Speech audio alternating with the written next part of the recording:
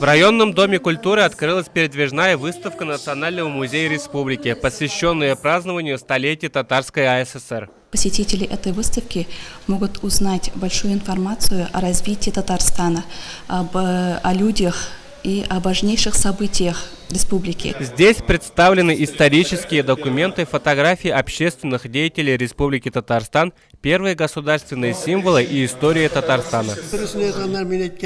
Очень содержательная и интересная выставка. Представленные экспозиции с одной стороны демонстрируют исторические события прошлых лет, с другой — настоящее время. Дает возможность наглядно сравнить о том, как было и как стало. Для каждого жителя нашей республики важно знать вообще, с чего берет начало нашей республики, ее история, потому что без прошлого нет будущего.